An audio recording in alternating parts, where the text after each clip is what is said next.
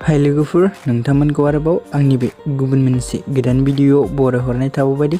नोंथांमोननिसिम आसा खालामो भिडिअखौ जागायनायनिफ्राय जोबजासिम नायलांगोन होननानै।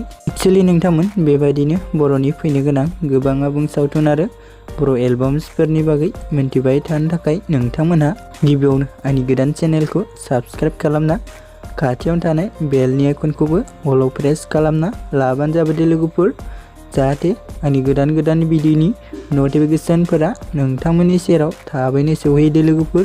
एक्चुअली नोंथांमोनाथ' मिन्थिखाबाय जानांगौ भिडिअनि टाइटेल एबा थाम्बनेइलाव नायनानैनो दिनै आं मा भिडिअनि सायाव आपडेटखौ लानानै फैदों।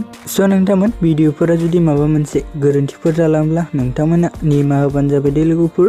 एक्चुअली लोगोफोर, आं दिनै खौसे फिल्म प्रडाक्शन बेनारनि आन्दाराव सोमजिनाय आरो बिथां दिलीप सरगयारीनि नाजानायाव सोमजिनाय मोनसे आबुं बर' सावथुननि सायाव सुंद' आपडेटखौ लानानै फैदों लोगोफोर।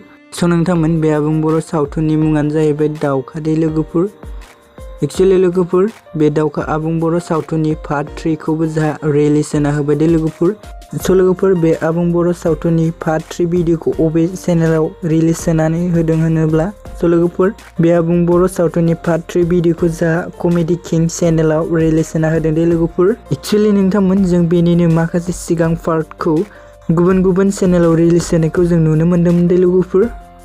लोगोफोर, जों दा बे दावखा आबुं बर' सावथुननि पार्ट 3 खौ गुबुन मोनसे चेनेलाव रिलिज होनाय नुबावदों लोगोफोर।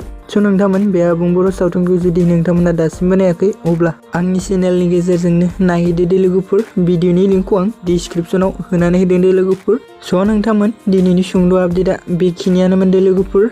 नोंथांमोना जुदि भिडिअखौ नायनानै मोजां मोनबाय, भिडिअखौ जुदि नायनानै मोजां मोनदों, अब्ला चेनेलखौ साबस्क्राइब, भिडिअखौ लाइक आरो कमेन्ट खालामनो दाबावदो लोगोफोर। गोजोन्थों।